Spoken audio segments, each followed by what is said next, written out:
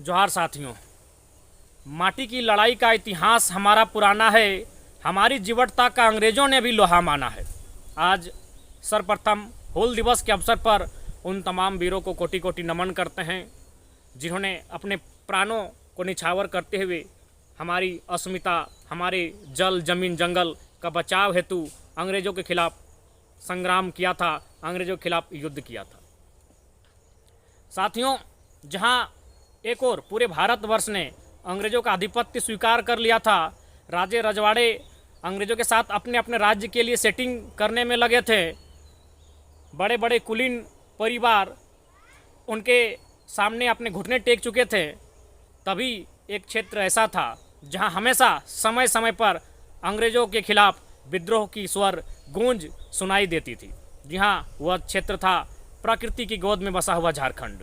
अंग्रेजों ने 1757 में बैटल ऑफ प्लासी, 1764 में बैटल ऑफ बक्सर के माध्यम से लगभग जो बंगाल प्रेसिडेंसी के आसपास का इलाका है उस पर अपना आधिपत्य जमा लिया था और लगभग लोगों ने उनका आधिपत्य स्वीकार भी कर लिया था, क्योंकि अंग्रेज बाहुबली थे, उनके पास आधुनिक हथियार और विशेषकर डिवाइड एंड रूल की जो नीति थी सबसे कारगर थी। लेकिन इसी क्षेत्र के आदिवासियों ने, जंगल में रहने वाले जंगली, भले आप जंगली कहें, लेकिन उन्होंने ही भारत देश को सबसे पहले अंग्रेजों के खिलाफ लड़ना सिखाया। जहाँ 1767 में ढाल विद्रोह, 1769 में चुहाड़ विद्रोह, न जाने कितने अनगिनत विद्रोह अंग्रेजों के खिलाफ लड़े गए। और आज ही के दिन एक इसी प्रकार का बहुत ही विध्वंसकारी एक भयानक विद्रोह हुआ था 30 जून 1855 को। उस समय तत्कालीन बंगाल प्रेसिडेंसी के राजमहल क्षेत्र के भोगनाडी गांव में इतिहासकार कहते हैं कि इस दिन लगभग 400 गांवों के 50,000 आदिवासी मूलवासी लोग एकत्रित हुए थे अंग्रेजों के खिलाफ युद्ध करने के लिए। जैसे ही अंग्रेजों ने इस क्षेत्र में आधिपत्य जमाया, उन्होंने अपना राजस्व बढ़ाने के लिए, ईस्ट इंडिया कंपनी के माध्यम से अपना राजस्व कर बढ़ाने के लिए लगातार खेती करने वाले, जंगल पर्वत पहाड़ों में रहने वाले लोगों पर दबाव बनाना शुरू किया। और इस कार्य के लिए उन्हें हमारे देश के सामंत, जमींदार, उनका भरपूर सहयोग मिला। और इसी का परिणाम स्वरूप जो लोगों में एक आक्रोश फूटा, लोगों में जो एक असंतोष फूटा, उसी को चार भाइयों ने, सिद्धू, कानू, चांद, भैरव ने मिलकर उसे एक विद्रोह का नाम दिया और एक विद्रोह तैयार किया। कहा जाता है कि अंग्रेजों ने उस क्षेत्र के लोगों पर, स्थानीय लोगों पर मालगुजारी कर निर्धारित किया और लोग, उनका मानना था कि ज़मीनें हमारी है, खेत खलियान हमारे हैं, तो हम टैक्स लगान क्यों देंगे। ये हमारे पुरखों ने बड़े संघर्ष के साथ, बड़े मेहनत जतन के साथ इन ज़मीनों को संरक्षित किया है और इन पर खेती करते हैं। यही नहीं, जब वे टैक्स देने लगे तो टैक्स देने के लिए उन्हें साहूकारों से सूद लेना पड़ता था और इस प्रकार जमींदार के बाद साहूकारों ने भी उनका दमन शोषण करना प्रारंभ किया। और अंततः यह दमन, यही शोषण, यह अन्याय एक आक्रोश, एक बगावत, एक विद्रोह बनकर फूटा। और आज ही के दिन लगभग 50,000 की आबादी भोगनाडी गांव में एकत्रित हुई अंग्रेजों के खिलाफ लोहा लेने के लिए। कहा जाता है कि सिद्धू को एक स्वप्न आया था। सिंह बोंगा संथालों का एक देवता है जिनकी वे पूजा अर्चना करते हैं, और उसने उस देवता ने स्वप्न में आकर कहा कि अपने इस क्षेत्र को जमींदार, महाजनी प्रथा, साहूकारी प्रथा, सूदखोरी प्रथा, पुलिस और अंग्रेजी जुल्म से मुक्त करो। उसके बाद सिद्धू ने यह संदेश डुगडुगी पिटवाते हुए, क्योंकि आज भी आदिवासी जो स्थानीय शासन व्यवस्था है उसमें डुगडुगी का बड़ा महत्व है, डुगडुगी के माध्यम से इस संदेश को पूरे क्षेत्र में फैलाया। लोग एकत्रित होने लगे, लोग इस बात को जानने लगे, समझने लगे। और इसी कार्य में उन्होंने साल पेड़ की टहनियों का भी प्रयोग किया था अपने विचार को, अपने आंदोलन का प्रचार प्रसार करने के लिए। और अंततः यह आंदोलन एक बहुत ही बड़ा विशाल आंदोलन का रूप लेने का इस आंदोलन ने काम किया। अंग्रेजों ने इस आंदोलन को दबाने के लिए बहुत सारे हथकंडे अपनाए, जैसा कि उनका नियम था डिवाइड एंड रूल।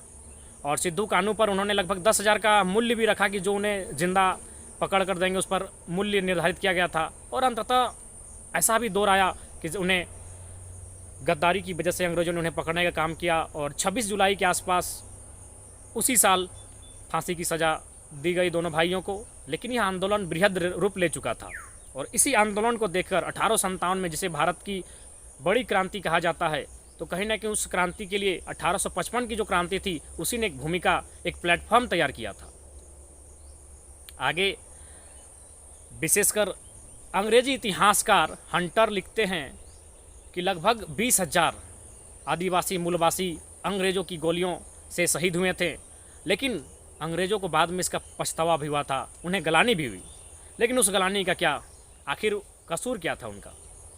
अपनी ज़मीन पर भला लगान देने का काम क्यों करेंगे? वह ज़मीन जो सदियों से उनके पुरखों ने उनके लिए बचा कर रखा है, संरक्षित करके रखा है। तो आज का दिन हमारे झारखंड के लिए एक विशेष दिन है।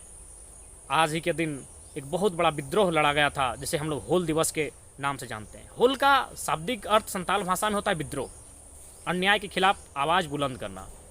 तो इसीलिए इस दिन अंग्रेज़ों के खिलाफ जो विद्रोह हुआ था, इसको हूल दिवस के नाम से जाना जाता है।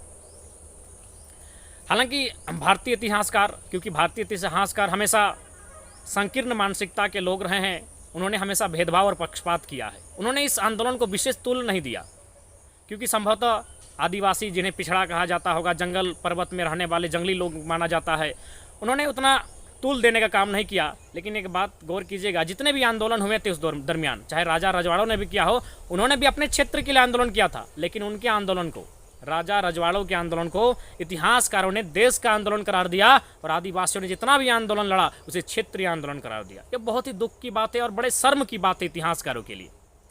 धन्यवाद देना चाहेंगे दार्शनिक कार्ल मार्क्स का, जिन्होंने 1855 की क्रांति को भारत की सबसे बड़ी जन क्रांति की संज्ञा दी और सम्मान देने का काम किया।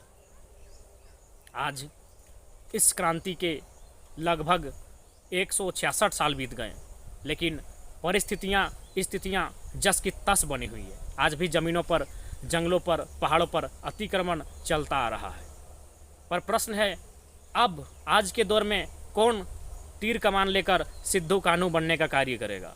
सिद्धू जी ने नारा दिया था कि करो या मरो अंग्रेजों हमारी माटी छोड़ो, कि करो या मरो अंग्रेजों हमारी माटी छोड़ो। सिद्धू कान्हू के ही दल के एक सेना ने, चाणक्य महतो का नारा था कि हमर खेत हमर दाना, पेट काटी नहीं देवो खजाना, कि हमर खेत हमर दाना, पेट काटी नहीं देवो खजाना। इन नारों के साथ वह आंदोलन एक भव्य और व्यापक आंदोलन के रूप में विकसित हुआ और अंततः अंग्रेजों की कमर को तोड़ने का काम किया। झारखंड पॉलिटिकल दृष्टि से भले भारत का एक राज्य हो, किंतु कल्चरल दृष्टि से झारखंड स्वयं एक राष्ट्र है। इसी के परिणाम था कि उन्होंने, अंग्रेजों का झारखंडियों ने सदैव विरोध किया है। और यह जो लड़ाई थी, यह केवल एक विद्रोह नहीं था, यह एक युद्ध था। दो विचारधाराओं का, दो सत्ताओं का, एक सत्ता द्वारा दूसरे सत्ता के जो नियम हैं, नीति हैं, उनको जब अतिक्रमण होने लगा, उनका जब छेड़छाड़ किया जाने लगा, तब दूसरी सत्ता पक्ष के लोगों ने विरोध के स्वरूप में युद्ध का शंखनाद किया था। आज कहा जाता है कि वो जो आंदोलन था बड़ा भव्य आंदोलन था। हंटर अंग्रेजी साहित्यकार आगे लिखते हैं कि आदिवासियों के लिए आत्मसमर्पण का कोई मायने नहीं था, वे आत्मसमर्पण को नहीं जानते थे। जबकि हमने और आपने सैकड़ों युद्ध के किताब पढ़े हैं, जिसमें जो राजा हार के कगार पर आता था वो आत्मसमर्पण करता था, कुछ नियम शर्तों के साथ आत्मसमर्पण कर लेता था। लेकिन आदिवासियों के लिए आत्मसमर्पण का कोई अर्थ ही नहीं होता है, वे इस शब्द को जानते ही नहीं है, ऐसा लिखते हैं अंग्रेजी साहित्यकार हंटर लिखते हैं। उन्होंने आगे लिखा है कि जब तक, क्योंकि डुगडुगी के माध्यम से युद्ध होता था, जब तक डुगडुगी बजती गई, जब तक एक भी योद्धा बचा था, तब तक वह युद्ध संचालित था। रक्त से बहता हुआ युद्ध तब तक संचालित था। थोड़ा सा कल्पना कीजिए, हल्का सा इमेजिन कीजिए, क्या दृश्य रहा होगा उस दिन। 30 जून 1855, भगनाडी गांव, राजमहल का क्षेत्र, बंगाल प्रेसिडेंसी, क्या दृश्य रहा होगा। एक तरफ आधुनिक बंदूकें, दे दनादन गोलियां, एक तरफ पारंपरिक आदिवासियों के हाथों में तीर कमान, क्या दृश्य रहा होगा। बेशक अंग्रेजों के पास आधुनिक हथियार थे, उनके पास गोले बारूद, बम बारूद और बंदूकें, पिस्तौल थीं, लेकिन आदिवासियों ने अपने तीर कमान से ही उनके हौसले को, उनके मंसूबे को, उनकी सोच को परास्त करने का काम किया था। आज भी जब उस दृश्य को हम लोग आज के परिवेश में सोचने का काम करते हैं तो दिल पसीज उठता है, दिल दहाड़ उठता है। क्या दृश्य रहा होगा, एक तरफ की बंदूकें दे दनादन और एक तरफ से पारंपरिक हथियार तीर धनुष।